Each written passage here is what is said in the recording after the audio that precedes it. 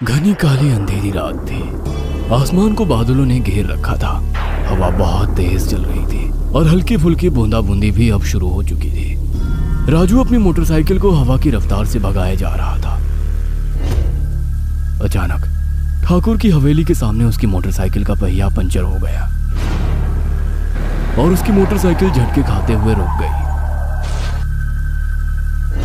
वह बड़बड़ाते हुए बोला, अब ये क्या मुसीबत है। बारिश भी शुरू हो चुकी है और इस मोटरसाइकिल को ठाकुर साहब की हवेली के सामने ही पंचर होना था। माँ वैसे भी रात में ठाकुर साहब की हवेली का साया तक देखने से मना करती है।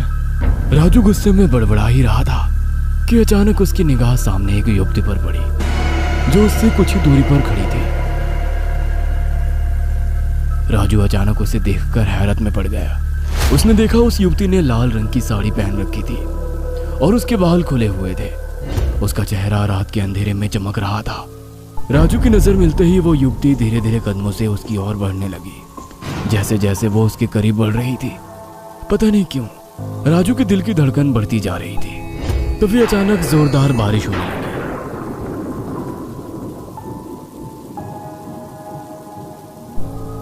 वो युवती राजू के बेहद करीब आकर खड़ी हो गई।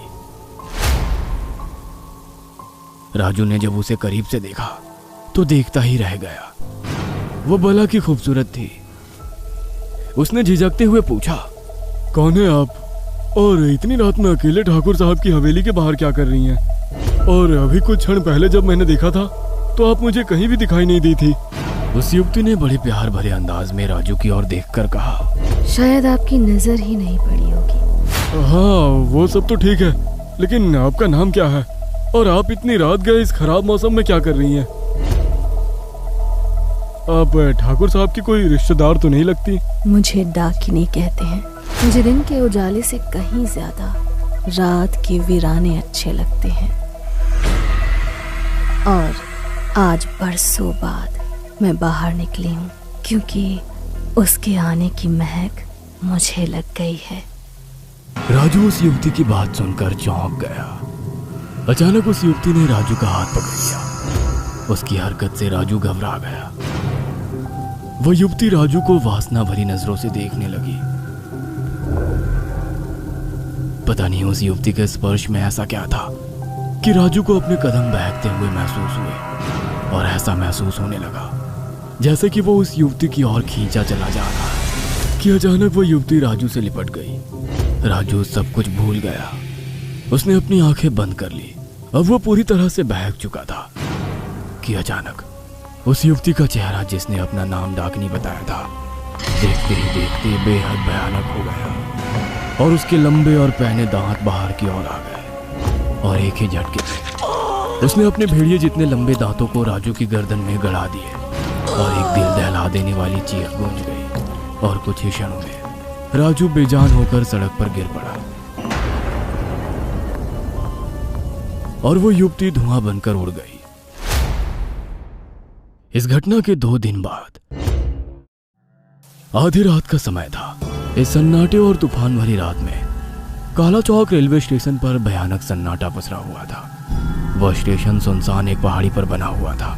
बिजली के नाम पर उस स्टेशन पर एक बहुत पुराने जमाने की एक गंदी सी लालटेन जल रही थी। अर्जुन, पीयूष और गौरी उस ठंड भरी तूफानी रात में काला चौक स्टेशन पर बेचैनी से टहल रहे थे। उनके चेहरे से थकान साफ झलक रही थी, मगर नींद उनकी आंखों से कोसों दूर थी।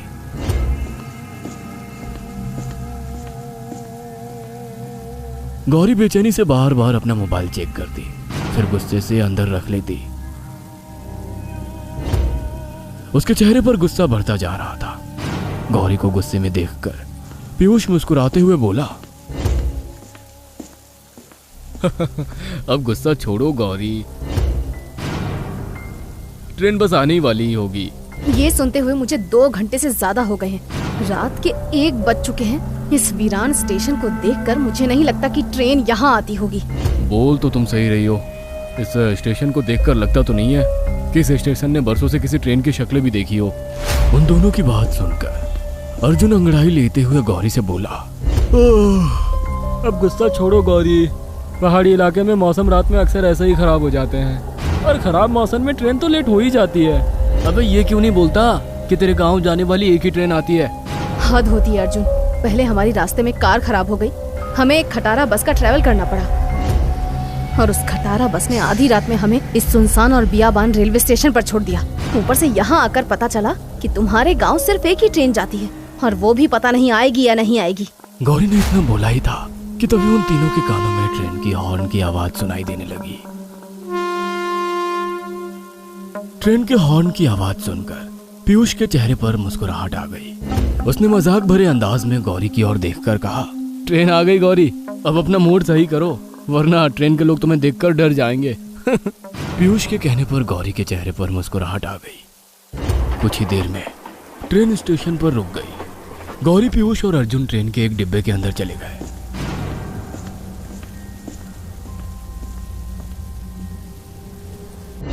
तीन चार आदमियों के सिवाय उस डिब्बे में कोई मौजूद नहीं था। गौरी, पीयूष और अर्जुन एक सीट पर जाकर बैठ गए। थैंक गॉड, कितना सुकून मिला है बैठकर। सुकून तो तुम्हें घर जाकर मिलेगा। देखते हैं। अभी तक तो मैंने तो तुम्हारी जुबान से तुम्हारी हवेली के बड़े बड़े किस्से सुने हैं। तुम्हारे सुनाए हुए किस्सों से तो ऐसा लगता है जैसे कि तुम अपने गांव के कोई राजा हो। राजा नहीं गौरी, चौकीगंज गांव का राजकुमार। कुछ देर बाद ट्रेन सिग्नल देकर आगे की ओर बढ़ने लगी और धीरे धीरे करके अपनी रफ्तार पकड़ने लगी। अर्जुन, गौरी और पीयूष तीनों कॉलेज के फ्रेंड थे।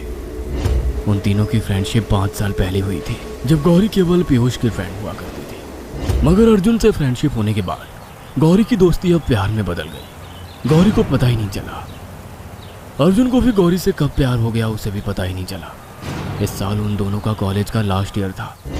गौरी और पीयूष तो दिल्ली शहर के ही रहने वाले थे, मगर अर्जुन कश्मीर की वादियों में बसे एक छोटे से गांव चौकीगंज का रहने वाला था।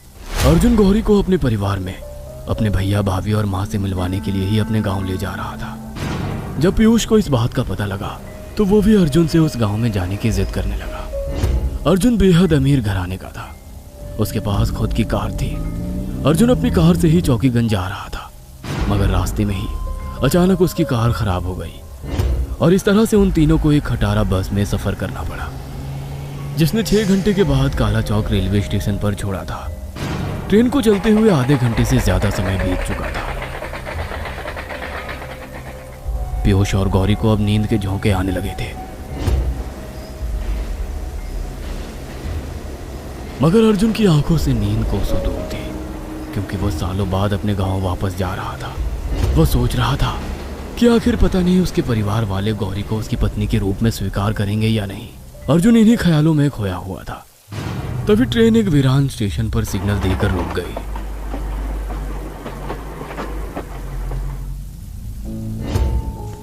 अर्जुन यही सोचते सोचते खिड़की के बाहर देखने लगा। तभी ट्रेन एक सुनसान रेलवे स्टेशन पर रुक गई। उस सुनसान स्टेशन पर केवल 100 वाट का बल्ब टिमटिमा रहा था। उस सुनसान स्टेशन पर एक अजीब सी धुंध छाई हुई थी। अर्जुन खिड़की से बाहर अपनी गर्दन निकालकर इधर उधर देखने लगा, मगर धुंध की वजह से उसे कुछ भी साफ साफ नहीं दिखाई दे रहा था। तभी एक तेज ठंडी हवा का झोंका अर्जुन के चेहरे से टकराया। वह कांप कर रह गया। उसने तुरंत अपनी गर्दन बाहर से अंदर कर ली। तभी उसके कानों में बाहर से एक स्त्री की आवाज टकराई, चाय ले लो बाबू साहब। अचानक उस स्त्री की आवाज सुनकर चौंक गया। उसने जैसे ही खिड़की की बाहर देखा तो उसने देखा एक स्त्री लंबा सा घूंघट डाले हुए चाय की केटली और कुछ मिट्टी के कुल्हड़ पकड़े हुए थी। अर्जुन को अच्छी तरह से याद था कि कुछ सेकंड पहले ही उसने जब बाहर देखा था तब बाहर कोई नहीं था। अर्जुन ने उस स्त्री की ओर देखकर कहा, आधी रात के समय तुम इस सुनसान स्टेशन पर अकेली चाय बेच रही हो, और अभी कुछ सेकंड पहले जब मैंने देखा था तब तो मुझे कोई बाहर नहीं दिखाई दिया था। बाहर धुंध फैली है ना बाबू साहब, आप देख नहीं पाए होंगे। अर्जुन उससे कुछ कहता कि तभी ट्रेन सिग्नल देकर आगे बढ़ गई। अर्जुन ने बड़ी फुर्ती से खिड़की से अपनी गर्दन बाहर निकाल ली, मगर उसे सिवाय धुंध के कुछ भी नजर नहीं आया। वह एक लंबी और गहरी सांस लेकर अपनी सीट पर दोबारा बैठा ही था कि तभी उसके कानों में एक पुरुष की भारी आवाज टकराई, अगर तुम बच्चों को एतराज ना हो तो क्या मैं तुम्हारी सीट पर बैठ सकता हूँ? उस भारी आवाज को सुनकर गौरी और पीयूष जो कि अपनी आंखें बंद किए हुए नींद की वादियों में थे, अचानक वो उन वादियों से बाहर आ गए। उन तीनों ने देखा कि वो एक साधु था जिसके चेहरे पर तेज झलक रहा था। अर्जुन चाहता तो नहीं था, अर्जुन का जी चाहा उस साधु को मना कर दे, लेकिन उसके चेहरे का तेज देखकर अर्जुन उस साधु से कुछ बोल नहीं पाया। उसने बड़ी विनम्रता पूर्वक साधु से कहा, ठीक है बाबा, आप यहाँ बैठ जाइए। साधु मुस्कुराकर अर्जुन की सीट पर बैठकर बोला, मुझे पता है तुम तीनों बच्चे यही सोच रहे होगे कि इस ट्रेन का पूरा डिब्बा खाली है, फिर मैं यहाँ पर आकर क्यों बैठ गया। साधु की बात सुनकर तीनों मुस्कुराने लगे। ऐसी कोई बात नहीं है बाबा। मैं 4 घंटे से सफर कर रहा हूँ। तुम बच्चों को देखा तो थोड़ी सी बातें करने का मन किया। वैसे तुम कहाँ जा रहे हो? चौकीगंज। चौकीगंज का नाम सुनते ही साधु के चेहरे पर मुस्कुराहट गायब हो गई। अचानक साधु के चेहरे पर गंभीरता झलकने लगी। चौकीगंज में कहाँ? चौकीगंज में आपने ठाकुर वीरेंद्र प्रताप सिंह की हवेली का नाम तो सुना ही होगा। वो हवेली मेरे पुरखों की ही है। अर्जुन की बात सुनकर अचानक साधु की आंखों में खौफ के साए लहराने लगे। अर्जुन ने देखा कि साधु का चेहरा अचानक से डर से पीला पड़ गया। साधु ने हकलाते हुए अर्जुन की ओर देखकर कहा, तुम्हारा ठाकुर वीरेंद्र प्रताप की हवेली से क्या ताल्लुक है? बाबा, बहुत बड़ा ताल्लुक है। मैं वीरेंद्र प्रताप का छोटा बेटा अर्जुन प्रताप हूँ और बहुत सालों बाद अपने घर जा रहा हूँ। अर्जुन की बात सुनते ही अचानक साधु डरकर चीखते हुए बोला, मूर्ख बच्चे, मेरी बात मान, वापस चला जा। तू अपने घर नहीं बल्कि मौत के मुंह में जा रहा है।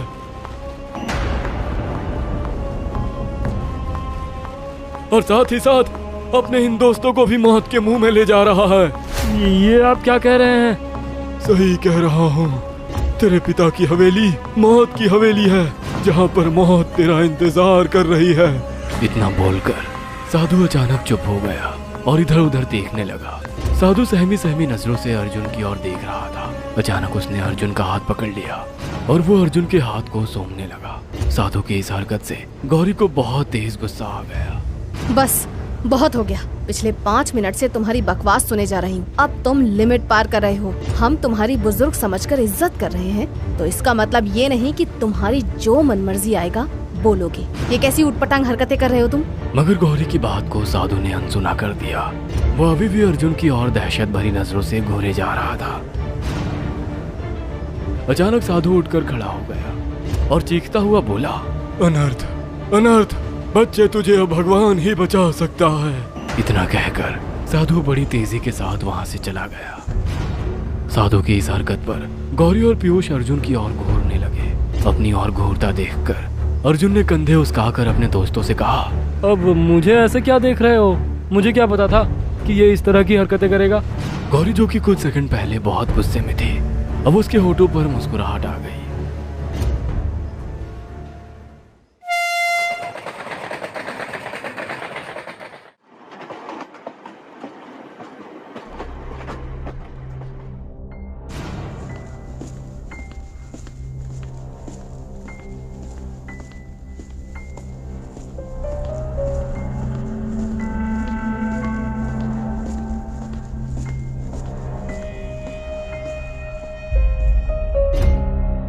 अर्जुन, तुम्हारी हवेली इस स्टेशन से कितनी दूर है?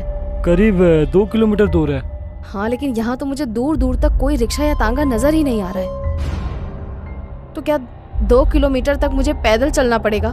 नहीं नहीं, मेरी तो हालत खराब हो जाएगी। गौरी की बात सुनकर अर्जुन किसी गहरी सोच में डूबकर बोला, ये बात मेरी समझ में भी नहीं आ रही है कि गांव के स्टेशन पर इतना सन्नाटा क्यों है। ओ हेलो, गांव के रेलवे स्टेशन पर सन्नाटा ही छाया होता है। ये तुम्हारे गांव की चौकीगंज का रेलवे स्टेशन है, कोई दिल्ली का मेट्रो स्टेशन नहीं है। नहीं गौरी, मेरे गांव में रात भर रिक्शे वाले खड़े होते हैं, लेकिन आज इस सन्नाटे को देखकर मुझे लग रहा है कि कुछ तो वजह होगी, वरना यहाँ पर इतना सन्नाटा नहीं होता। अर्जुन ने इतना बोला ही था कि तभी उन तीनों के कानों में घोड़ों के हिनहिनाने की आवाज सुनाई दी। गौरी ने देखा एक बेहद खूबसूरत घोड़ा गाड़ी बड़ी तेजी से उनकी ही और दौड़ी चली आ रही थी। कुछ ही पलों में वो घोड़ा गाड़ी उन तीनों के करीब आकर रुक गई। गौरी उस घोड़ा गाड़ी को आंखें फाड़ कर देखने लगी। उसने इस तरह की घोड़ा गाड़ी अक्सर फिल्मों में ही देख रखी थी। उसने देखा उस घोड़ा गाड़ी में बहुत कीमती लकड़ी लगी हुई थी, जो रात के अंधेरे में भी बड़ी चमकदार और बेहद खूबसूरत लग रही थी, जिसके पीछे के पोर्शन पर एक बड़ा सा दरवाजा लगा हुआ था। तभी गौरी ने देखा कि कोचवान बड़ी फुर्ती से उतरकर नीचे आकर अर्जुन के सामने सर झुकाकर खड़ा होकर बोला, माफ कीजिए छोटे मालिक, मुझे आने में देरी तो नहीं हुई? तुम्हें कैसे पता कि मैं ट्रेन से आने वाला हूँ? जब आप अपने बताए हुए समय पर घर नहीं पहुंचे तो मालकिन समझ गई कि जरूर आपके रास्ते में कार खराब हो गई होगी और रात में यहाँ पर एक ही ट्रेन आती है। कोचवान की बात सुनकर गौरी मुस्कुराते हुए बोली, क्या बात है अर्जुन, तुम तो वास्तव में गांव के राजा ही निकले। तुम्हारी घोड़ा गाड़ी तो बड़ी शानदार है। ऐसा लगता है जैसे मैं राजा महाराजाओं के दौर में चली गई हूँ। रियली अर्जुन, इस तरह की घोड़ा गाड़ी मैंने सिर्फ फिल्मों में ही देख रखी है। ये हमारे परिवार की निजी घोड़ा गाड़ी है। मेरी माँ कार से ज्यादा इस पर सवारी करना आज भी पसंद करती हैं। अब यहाँ खड़े होकर बातें ही करोगे या अंदर भी चलोगे? गौरी, हमेशा की तरह लेडीज फर्स्ट। कोचवान ने घोड़ा गाड़ी का दरवाजा तुरंत खोल दिया।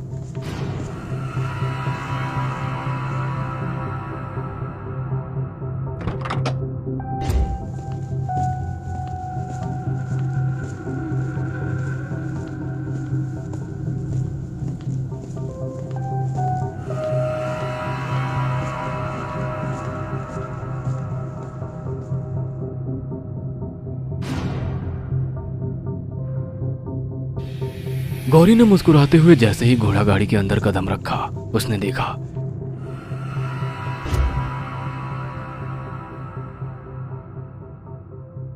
घोड़ा गाड़ी के अंदर एक बेहद कीमती लैंप जल रहा था। मगर तभी गौरी की नजर लैंप के बराबर में बैठी हुई एक बेहद खूबसूरत स्त्री पर पड़ी, जो गौरी को देखकर मुस्कुराने लगी। गौरी उसे देखकर चौंक गई। वह तुरंत उल्टे पांव बाहर निकल गई।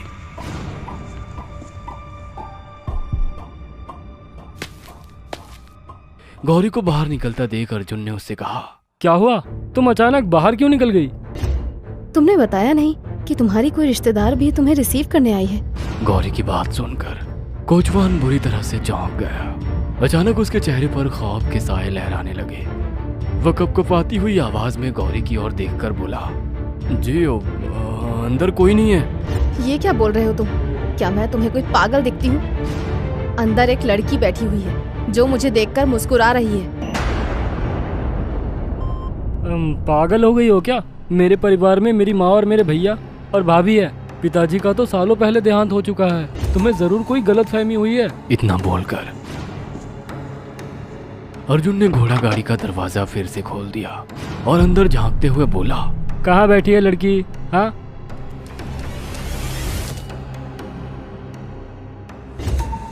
अर्जुन की बात सुनकर गौरी चौंक गई।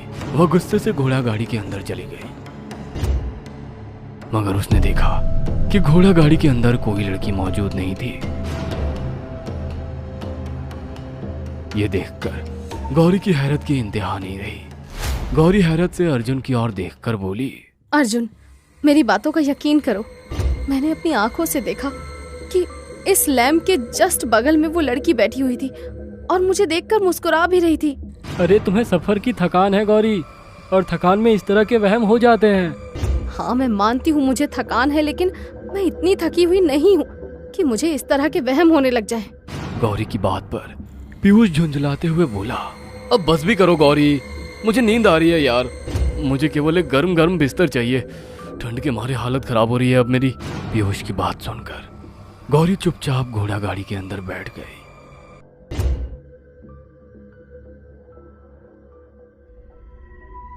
गौरी के बैठते ही पीयूष और अर्जुन भी घोड़ा गाड़ी के अंदर बैठ गए। अर्जुन ने दरवाजा बंद कर दिया। कोचवान ने बड़ी फुर्ती से घोड़े गाड़ी को हवेली की ओर दौड़ाने लगा। गौरी का मूड बेहद खराब हो चुका था। उसे अब भी यकीन नहीं आ रहा था कि उसने जो देखा था उसका वहम था या सच था। गौरी इसी गहरी सोच में चुपचाप बैठी रही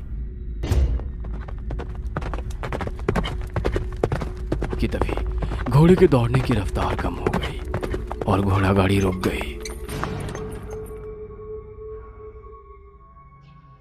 कुछ ही मिनट में कोचवान ने घोड़ा गाड़ी के पीछे का दरवाजा खोल दिया और सर झुकाते हुए बोला, कहाँ बैठी है लड़की? हाँ, कोचवान ने घोड़ा गाड़ी के पीछे का दरवाजा खोल दिया और सर झुकाते हुए बोला, घर आ गया है छोटे मालिक। कोचवान के इतना बोलते ही गौरी, अर्जुन और पीयूष घोड़ा गाड़ी से नीचे उतर आए।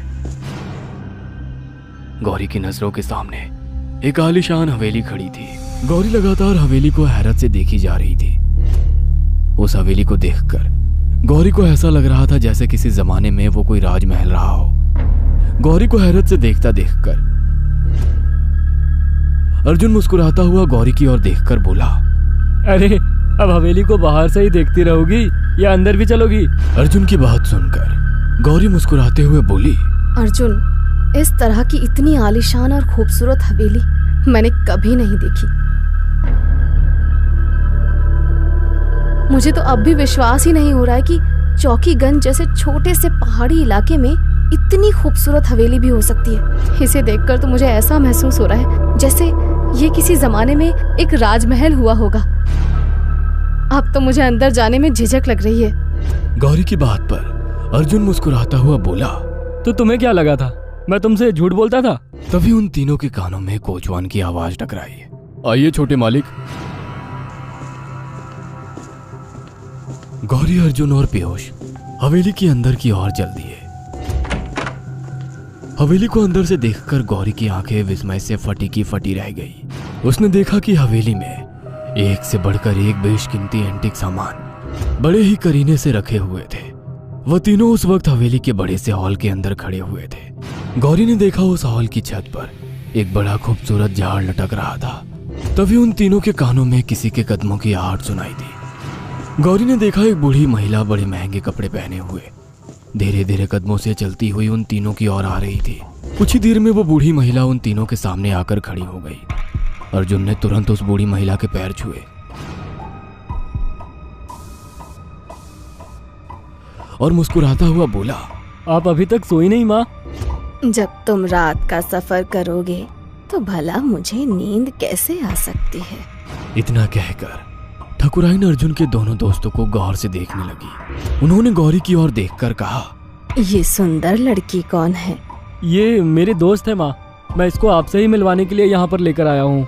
मेरे मना करने के बाद भी तुम इस लड़की को मुझसे मिलवाने के लिए ले आए हो। जाहिर सी बात है कि ये लड़की तुम्हारे लिए खास होगी। इतना बोलकर ठकुराइन पीयूष की ओर देखकर बोली, और ये कौन है? ये मेरा दोस्त है पीयूष। इसीलिए मुझे शहर का माहौल कभी पसंद नहीं आया। भला एक लड़का और एक लड़की दोस्त कैसे हो सकते हैं? क्या तुम तीनों के लिए खाना लगवा दिया जाए? नहीं माँ, अभी हम तीनों बेहद थके हुए हैं, हम केवल आराम करना चाहते हैं। तुम्हारे चेहरों से ही थकान दिखाई दे रही है। इतना कहकर ठकुराइन ने कोचवान की ओर देखकर कहा, इन दोनों को इनके कमरे दिखा दो। और तुम दोनों मेरी बात ध्यान से सुनो।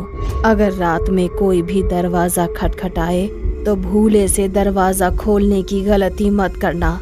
ये चौकीगंज है, यहाँ पर रात में जो लोग गायब होते हैं तो फिर कभी जीवन में दिखाई नहीं देते। इतना बोलकर ठकुराइन धीरे धीरे कदमों से वहां से चली गई। गौरी हैरत से अर्जुन की मां को जाती हुई देखती रही। गौरी का मूड बेहद बदल चुका था। अब उसके चेहरे पर हल्का सा क्रोध झलकने लगा था। गौरी ने अर्जुन की ओर देखकर कहा, मुझे तुम्हारी माँ का मूड समझ ही नहीं आया अर्जुन। ये क्या बोल कर गई और ये क्या पुराने जमाने की बातें कर रही हैं कि एक लड़का एक लड़की कभी दोस्त नहीं होते। देखो, मेरी माँ पुराने ख्यालात की है और गांव की है। मुझे लगता है कि हमें सुबह बात करनी चाहिए। अर्जुन सही कहता है गौरी। तभी उन तीनों के कानों में कोचवान की आवाज टकराई, आइए मैं आप दोनों को आपके कमरे दिखा देता हूँ।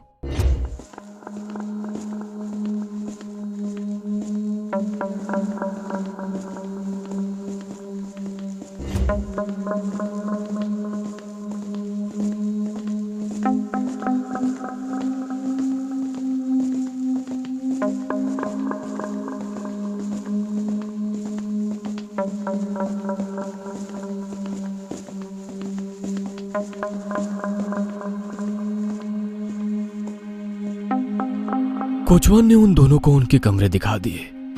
उन दोनों के कमरे अर्जुन के कमरे के बगल ही थे। पीयूष बेड पर लेटते ही सो गया। गौरी भी बहुत थकी हुई थी, उसकी भी लेटते ही आंख लग गई और अर्जुन भी घोड़े बेचकर सो गया। करीब 1 घंटे के बाद पीयूष के कमरे का दरवाजा बहुत जोर जोर से पीटने लगा।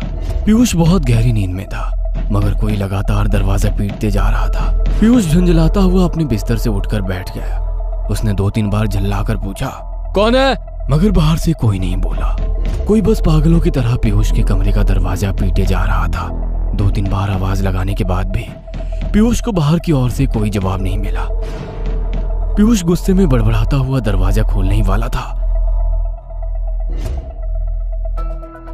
कि तभी उसे अचानक अर्जुन की मां की बात याद आ गई। पीयूष सोच में पड़ गया कि दरवाजा खोला जाए या नहीं, लेकिन कोई लगातार बाहर से दरवाजा पीटे जा रहा था। भाड़ में जाए, मुझे तो वो बुढ़िया सन की लगती है। अगर मैंने दरवाजा नहीं खोला तो लगता है ये रात भर दरवाजा खटखटाता ही रहेगा और मुझे सोने भी नहीं देगा। इतना कहकर पीयूष ने एक झटके में कमरे का दरवाजा खोल दिया।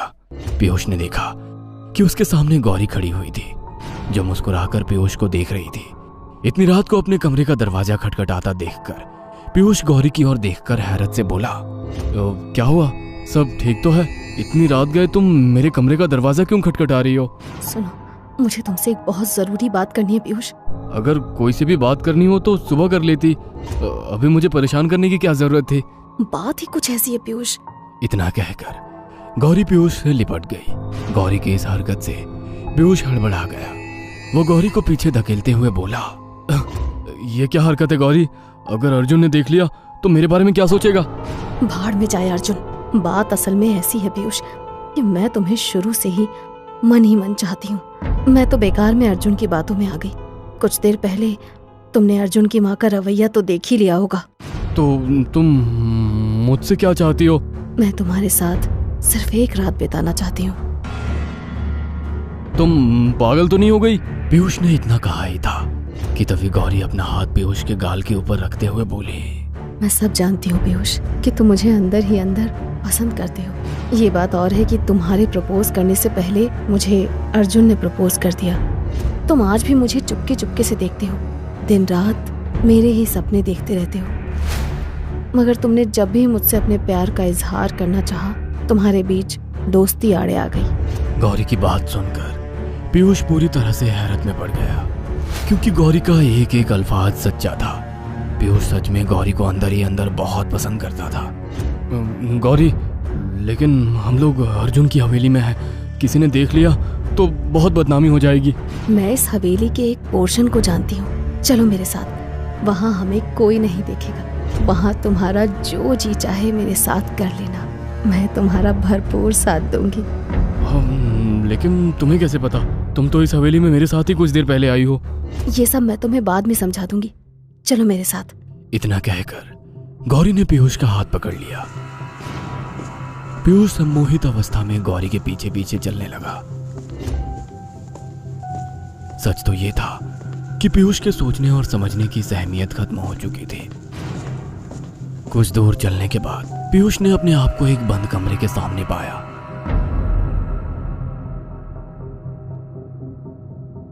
जिस कमरे में एक बहुत बड़ा ताला लटक रहा था। ये तुम मुझे कहां लाई हो? इस कमरे में तो ताला लटक रहा है।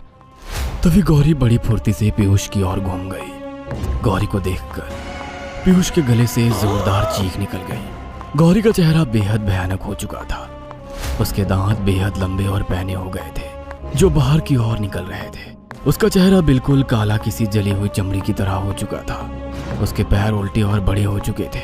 उसकी आंखें बिल्कुल लाल अंगारे जैसी हो गई थी। पीयूष हकलाते हुए बोला, कौन हो तुम? तुम गौरी नहीं हो सकती। वह भयानक चुड़ैल गुस्से में बोली, मुझे डाकिनी कहते हैं। डाकिनी? कौन डाकिनी? मैंने तुम्हारा क्या बिगाड़ा है? कुछ नहीं, मुझे बस तेरे शरीर में बह रहे गर्म गर्म खून को पीना है। इतना बोलकर डाकिनी ने पीयूष का गला बड़ी फुर्ती से कसकर पकड़ लिया। तभी पीयूष के कानों में किसी बूढ़े की भारी आवाज टकराई। कौन हो तुम और यहाँ क्या कर रहे हो? पीयूष ने देखा। उस आवाज को सुनकर डाकिनी तुरंत धुआं बनकर उड़ गई और कुछ ही पलों में गायब हो गई। पीयूष ने जैसे ही पीछे मुड़कर देखा तो उसके सामने एक लंबा चौड़ा एक बूढ़ा शख्स खड़ा था। उसे गुस्से में देख रहा था। पीयूष की हालत पहले ही खराब हो चुकी थी।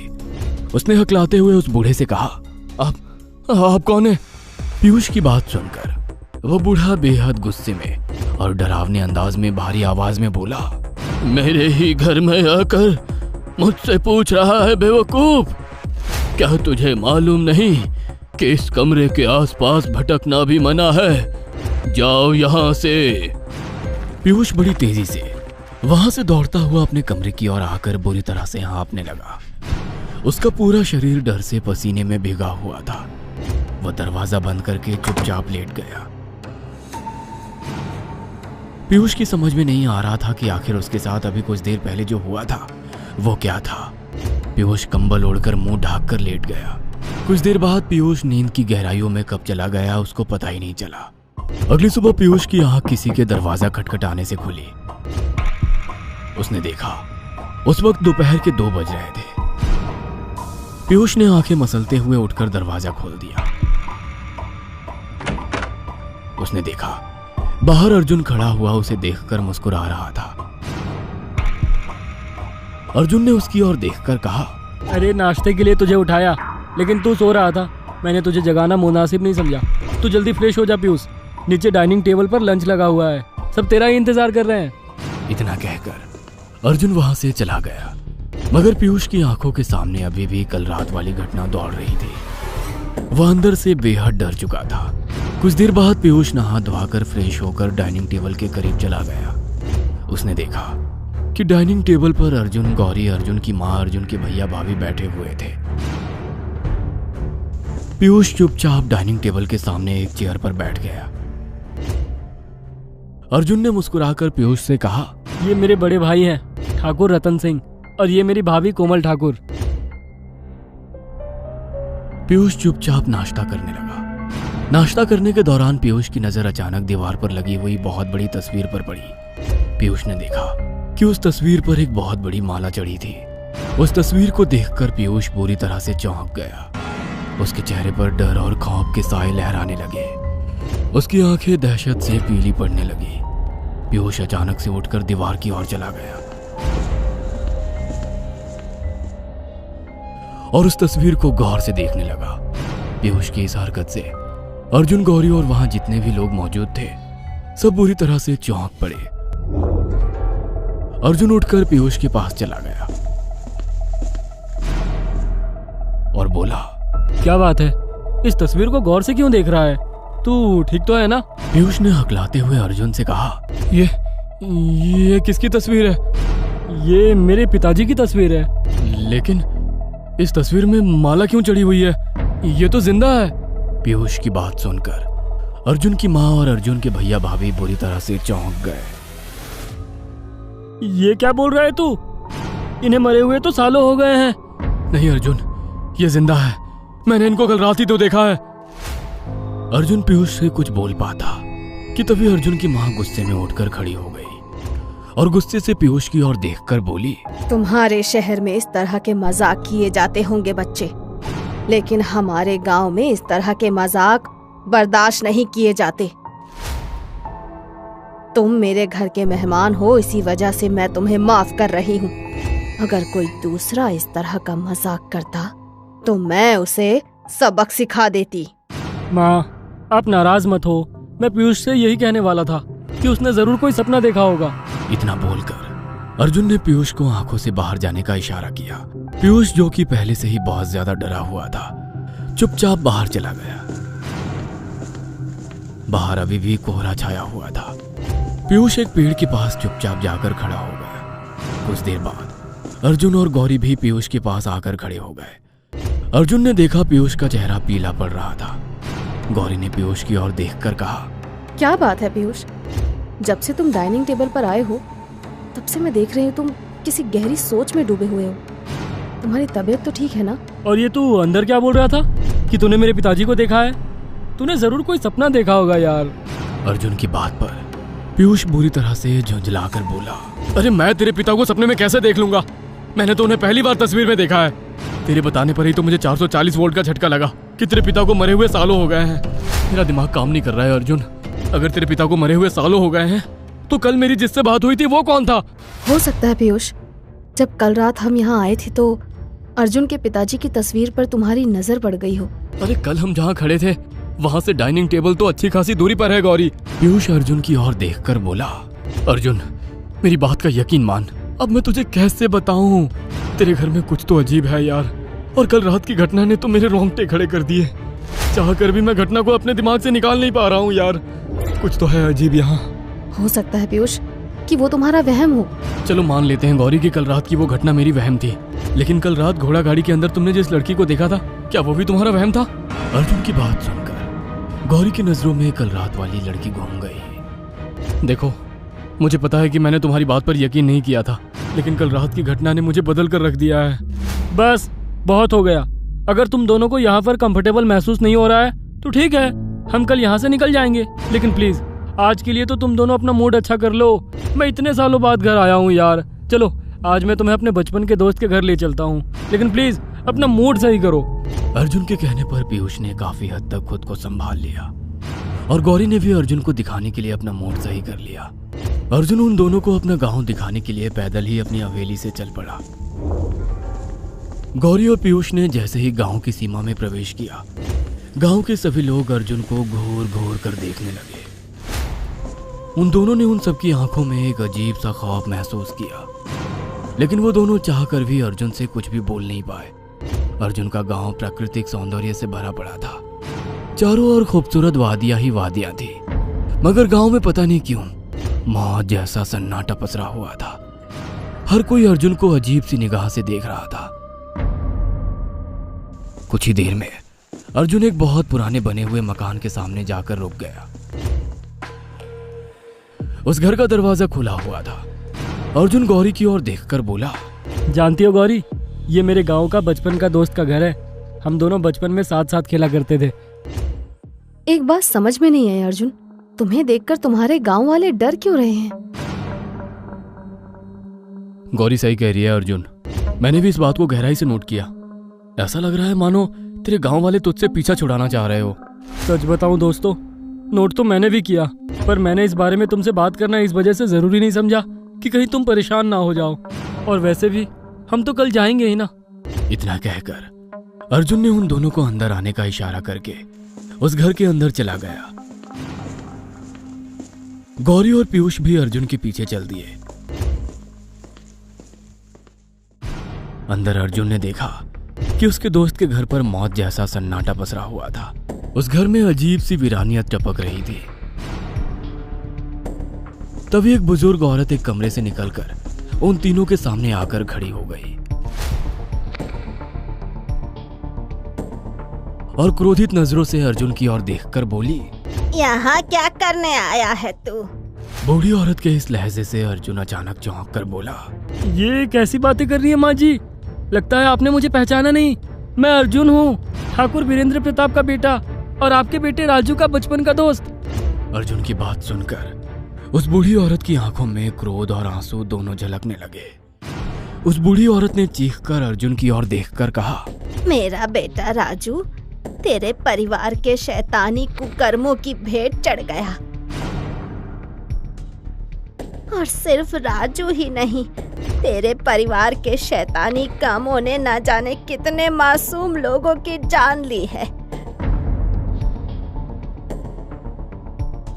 अच्छी चालाकी है तेरे परिवार की, खुद के बेटे को दूर रखकर दूसरों की औलादों की बलि लेता है तेरा परिवार। मेरी हाय है, तू और तेरा परिवार कुत्ते की मौत मरेगा। हाँ। उस बूढ़ी औरत की बात सुनकर अर्जुन गुस्सा होकर बोला, माँ जी, मैं आपकी इज्जत करता हूँ, इस वजह से मैं कुछ नहीं कह रहा। लगता है आपका दिमागी संतुलन सही नहीं है। राजू आए तो बोल देना कि मैं आया था। मेरा दिमागी संतुलन बिल्कुल सही है हरामजादे। मेरा बेटा राजू कुछ दिनों पहले तेरी ही हवेली के सामने मर गया। उसे किसी और ने नहीं बल्कि डाकिनी ने मारा है। वही डाकिनी जो बरसों से इस गांव की दुश्मन बनी हुई है। डाकिनी का नाम सुनते ही पीयूष पूरी तरह से चौंक गया। कल रात की घटना उसकी आंखों के सामने तेजी से दौड़ गई। उसे तुरंत याद आ गया कि कल उसकी मुलाकात जिस भयानक बला से हुई थी, उसने भी अपना नाम डाकिनी बताया था।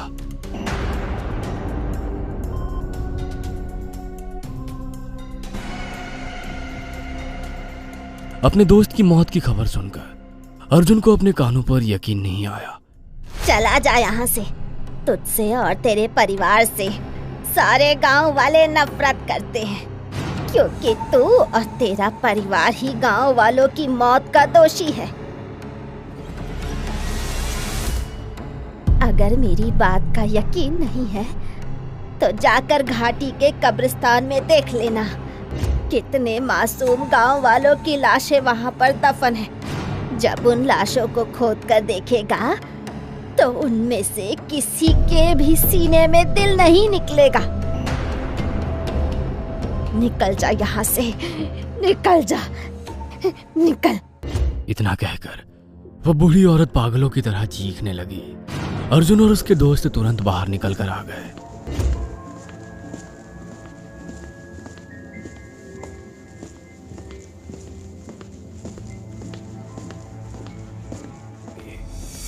अर्जुन का मूड बेहद खराब हो चुका था। अर्जुन और उसके दोस्त तुरंत उस मकान से बाहर निकल गए। बाहर निकलते ही जोरदार बारिश शुरू हो गई। अर्जुन अपने दोस्तों से बात किए बगैर हवेली की ओर तेजी से जाने लगा। पीयूष ने देखा कि अर्जुन का मूड बेहद खराब था। पीयूष अर्जुन से बोला, थोड़ी देर कहीं रुक जाते हैं अर्जुन, बारिश तेज है और ठंड भी बहुत ज्यादा है। बारिश रुकने के बाद चलते हैं ना। नहीं पीयूष, अब मुझे चौकीगंज में 1 सेकंड में नहीं रहना। मैं अपने परिवार के खिलाफ कुछ नहीं सुन सकता। पीयूष सही बोल रहा है अर्जुन, बारिश बहुत ज्यादा तेज है। बारिश की ठंडी बूंदें मुझसे बर्दाश्त नहीं हो रही। बारिश रुकने के बाद हवेली चलते हैं, उसके बाद अपना सामान पैक करके वहां से निकल जाएंगे। गौरी की बात का अर्जुन इनकार नहीं कर सका। उसने देखा कि ठंड की वजह से गौरी के होंठ कपकपा रहे थे। मजबूरी में अर्जुन एक खाली मकान के छत के नीचे बैठ गया, मगर बारिश रुकने का नाम ही नहीं ले रही थी। उन सबको बारिश रुकने का इंतजार करते करते दोपहर से शाम और शाम से रात हो गई। रात में अचानक बारिश रुक गई। बारिश रुकने के बाद अर्जुन अपने दोस्तों से बोला, चलो अब जल्दी चलो, इससे पहले बारिश फिर से होने लगे।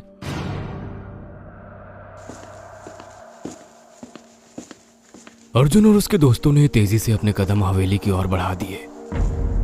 रात के सन्नाटे में चौकीगंज का प्राकृतिक सौंदर्य अब किसी भयानक सपने जैसा मालूम पड़ रहा था। दूर से आती जंगली जानवरों की अजीब अजीब आवाजें पीयूष के शरीर में सिहरन पैदा कर रही थी।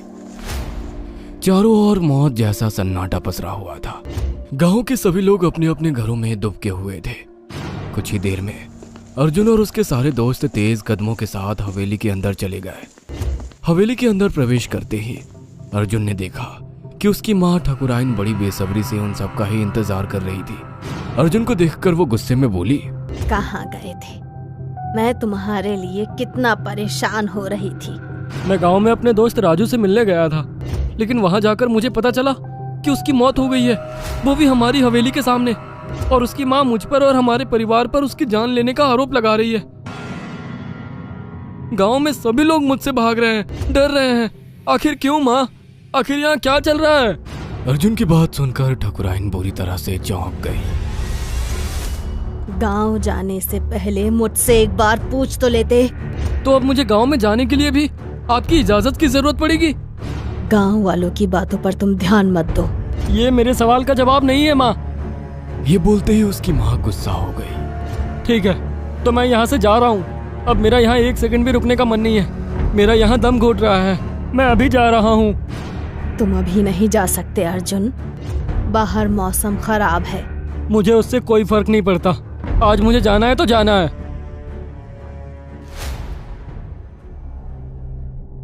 इतना बोलकर अर्जुन पीयूष और गौरी को लेकर अपने कमरे की तरफ तेजी से बढ़ गया।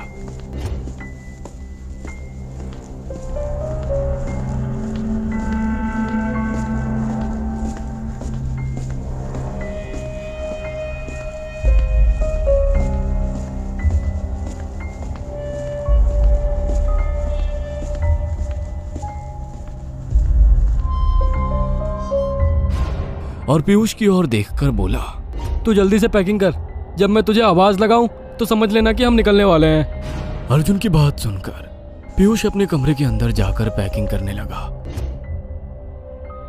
अर्जुन गौरी से पैकिंग करने के लिए कहने ही वाला था कि तभी अर्जुन और गौरी के कानों में ठकुराइन की आवाज टकराई। ए लड़की, जरा यहाँ आकर हमारी बात सुनो। मुझे तुम्हारी माँ बुला रही है, मैं अभी आती हूँ अर्जुन। इतना कहकर गौरी वहां से चली गई।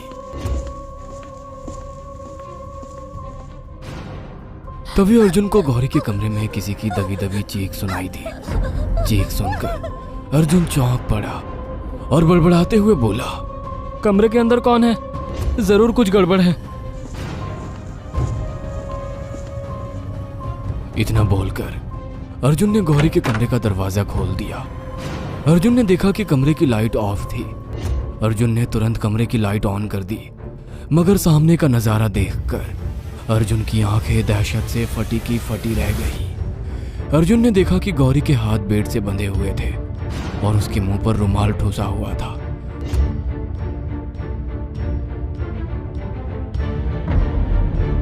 अर्जुन के दिमाग ने काम करना बंद कर दिया। उसकी समझ में नहीं आ रहा था कि जो वो देख रहा है वो हकीकत है या उसका भ्रम। अगर ये गौरी है तो अभी तक जो उसके साथ थी वो कौन थी? अर्जुन हक्का बक्का गौरी की ओर देखने लगा। गौरी अर्जुन को अपने हाथ खोलने का इशारा बार बार कर रही थी। अर्जुन ने गौरी के हाथ खोल दिए और उसके मुंह से रुमाल निकाल दिया। गौरी लंबी और गहरी सांस लेने लगी। ये सब क्या है? कौन हो तुम? मैं गौरी हूँ अर्जुन। अगर तुम गौरी हो तो मेरे साथ सुबह से जो थी वो कौन थी? वो मेरे रूप में एक बहरूपिया थी। मुझे यहाँ से ले चलो अर्जुन, मुझे बहुत डर लग रहा है। अर्जुन पूरी तरह से कंफ्यूज था कि क्या सच है और क्या झूठ। तभी अचानक अर्जुन ने देखा गौरी जोर जोर से हंसने लगी और देखते ही देखते गौरी का चेहरा एक दूसरी लड़की में परिवर्तित हो गया और धीरे धीरे करके उस दूसरी लड़की का चेहरा बेहद भयानक होता चला गया। उसकी खाल बिल्कुल काली चमड़ी जैसी हो चुकी थी। उसकी आंखें लाल लाल अंगारे जैसी हो चली थी। उसकी भेड़िए जैसे दांत बाहर निकल आए थे और उसके पैरों के पंजे बहुत बड़े हो गए। उसके नाखून किसी भेड़िए की तरह पैने हो गए। अचानक वो धुआं बनकर वहां से उड़ गई। अर्जुन की समझ में नहीं आया कि आखिर हुआ क्या था। तभी अर्जुन के कानों में उसके दोस्त पीयूष की चीख टकराई। अर्जुन दौड़ता हुआ पीयूष के कमरे की तरफ गया। वो जैसे ही पीयूष के कमरे के अंदर घुसा तो सामने का मंजर देखकर उसकी आंखें दहशत से फटी की फटी रह गई। उसने देखा वो भयानक बला पीयूष की गर्दन दबोची हुई थी। उस भयानक बला ने देखते ही देखते एक ही झटके में पीयूष की गर्दन उसके धड़ से अलग कर दी। गर्दन धड़ से अलग होते ही पीयूष के धड़ से खून का फुहारा उसके चेहरे पर फूट पड़ा। देखते ही देखते बड़ी फुर्ती से उस भयानक बला ने पीयूष के शरीर का सारा खून पी लिया और एक ही झटके में उसका दिल निकाल कर खा गई। अर्जुन हकलाती हुई आवाज में बोला, कौन हो तुम? डाकिनी, जो आज रात तेरा खून पीकर मुक्त हो जाएगी। तभी अर्जुन के कानों में गौरी की चीख टकराई। गौरी की चीख सुनकर अर्जुन बुरी तरह से घबरा गया। वो वहां से भागने ही वाला था कि तभी पीछे से उसके सर पर किसी ने डंडे से जोरदार वार कर दिया। अर्जुन ने फुर्ती से पलटकर देखा तो उसके सामने उसके भैया और भाभी खड़े थे, जिनके हाथों में मोटे मोटे डंडे थे। अर्जुन बेहोश होकर गिर पड़ा।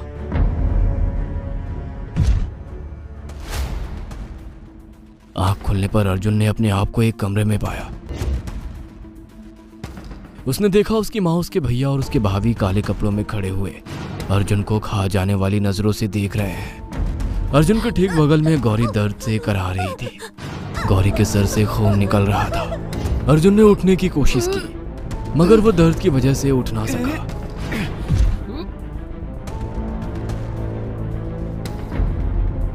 अर्जुन अपनी माँ की ओर देखकर बोला, ये सब क्या है माँ? मैं तुम्हारा बेटा हूँ। अर्जुन ने इतना बोला ही था कि तभी किसी के कदमों की आहट अर्जुन के कानों में टकराई। एक व्यक्ति धीरे धीरे कदमों से चलता हुआ अर्जुन के पास आकर खड़ा हो गया। उसे देखकर अर्जुन की हैरत का ठिकाना नहीं रहा। उसने देखा कि वह व्यक्ति कोई और नहीं बल्कि उसके पिता थे, जो अर्जुन को देखकर जोर जोर से हंसने लगे। आप जिंदा है पिताजी? अर्जुन की बात सुनकर उसके पिता वीरेंद्र प्रताप शैतानी हंसी हंसते हुए बोले, हाँ मैं जिंदा हूँ, लेकिन तुम अब जिंदा नहीं रहोगे। ये कैसी बातें कर रहे हैं आप? मैं आपका बेटा हूँ, और अगर आप जिंदा हैं तो आपने इतने साल मरने का नाटक क्यों किया? अर्जुन, सदियों से इंसान की सिर्फ यही तमन्ना रही है कि वो हमेशा के लिए अमर हो जाए। मैं भी अमर होना चाहता था, और मेरी पत्नी भी। अमर होने के लिए मैंने तंत्र विद्या का सहारा लेना शुरू कर दिया। उसी दौरान ही मुझे पता चला कि डाकिनी बेहद ताकतवर होती है, जो इंसान के अमर होने का राज जानती है। मैंने डाकिनी को सिद्ध करने की ठान ली। आखिरकार मेरी मेहनत रंग लाई। डाकिनी मेरे सामने हाजिर हो गई। मैंने और मेरी पत्नी ने उसके सामने अमर होने की शर्त रखी। डाकिनी ने हम दोनों की शर्तें मान ली, लेकिन साथ ही साथ उसने एक अनोखी शर्त मेरे सामने रखी, और वो शर्त ये थी कि तुम्हें अपने सबसे छोटे बेटे की बलि उस लड़की के साथ देनी पड़ेगी जिस लड़की से तुम्हारा बेटा सच्ची मोहब्बत करेगा। और देखो, तुम उस लड़की को खुद यहाँ लाए हो, और इस काम में मेरे बेटे और मेरी बहू ने भी मेरा साथ दिया। कुछ देर बाद डाकिनी तुम्हें मार कर बलि ले लेगी। मैं और मेरी पत्नी हमेशा के लिए अमर हो जाएंगे। मैं सोच भी नहीं सकता पिताजी कि आप इस हद तक गिर जाएंगे, और माँ तुम भी। अर्जुन, अमर कौन नहीं होना चाहता। उसके लिए अगर हमें अपने बेटे की कुर्बानी देनी पड़े तो क्या फर्क पड़ता है। और वैसे भी हम गांव वालों की कुर्बानी तो लेते ही रहते हैं, क्योंकि डाकिनी को हर महीने के अंदर अंदर किसी एक जिंदा इंसान का खून पीना ही पड़ता है। तभी अचानक कमरे के चारों ओर धुआं फैल गया, और देखते ही देखते उस धुएं में से डाकिनी भयानक शक्ल लेकर गौरी के सामने आ गई। कुछ ही पलों में उसने अर्जुन के सामने गौरी का सर एक ही झटके में अपने पहले पंजों से उसके धड़ से अलग कर दिया, और उसका खून पी गई, और कुछ ही क्षणों में गौरी का दिल बाहर निकाल कर खा गई। गौरी की एक जोरदार चीख कमरे में गूंज गई। अर्जुन आंखों में आंसू लिए बेबसी से ये सब देखता रहा। डाकिनी अर्जुन की ओर बढ़ी रही थी कि तभी उसके ऊपर किसी ने लाल रंग का सिंदूर फेंक दिया। डाकिनी चीखती हुई दीवार पर जा टकरा गई। अर्जुन ने देखा उसके सामने वही साधु खड़ा था जो उसे ट्रेन में मिला था। मैंने तुझे समझाया था बच्चे, मेरी बात नहीं मानकर तुझे अपनी प्रेमिका और अपनी दोस्त की जान देकर भुगतना पड़ा। तभी उस साधु ने एक अभिमंत्रित चाकू अर्जुन की ओर फेंक दिया और बोला, अगर तू इन सबको रोकना चाहता है तो तेरे पास एक ही रास्ता है, अपनी गर्दन अपने हाथों से काट दे, मतलब आत्महत्या कर ले। अगर डाकिनी तुझे मारने में कामयाब हो गई तो ये सब शैतान अमर हो जाएंगे। साधु की बात सुनकर अर्जुन साधु की ओर देखने लगा। कुछ मत सोच, मार दे अपने आप को। तेरे सामने तेरे माता पिता और भैया भाभी नहीं बल्कि शैतान है, इनके अंत का यही रास्ता है।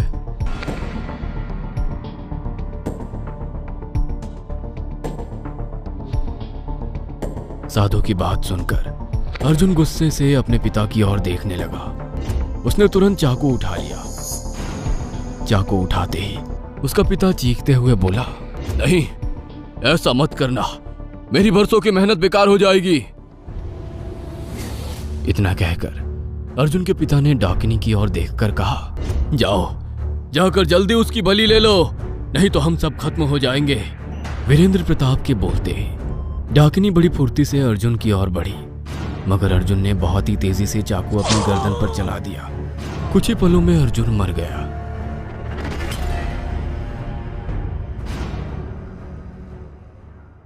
अर्जुन के मरते ही डाकिनी बुरी तरह से चीखने लगी, मैं वापस आऊंगी, क्योंकि ये मेरी दुनिया नहीं है और इस दुनिया में मुझे कोई मार नहीं सकता। मैं वापस आऊंगी। अचानक देखते ही देखते जमीन फट गई। डाकनी धुआं बनकर उस जमीन के अंदर समा गई। कुछ ही पलों में वह जमीन पहले जैसी हो गई। देखते ही देखते वीरेंद्र प्रताप, ठकुराई, रतन सिंह और कोमल ठाकुर के शरीर में आग लग गई। वह दर्द से चिल्लाते हुए वहीं जलकर राख हो गए और ढेर बन गए और सब तरफ मौत जैसा सन्नाटा पसर गया। साधु एक विजयी मुस्कान लेकर वहां से चला गया।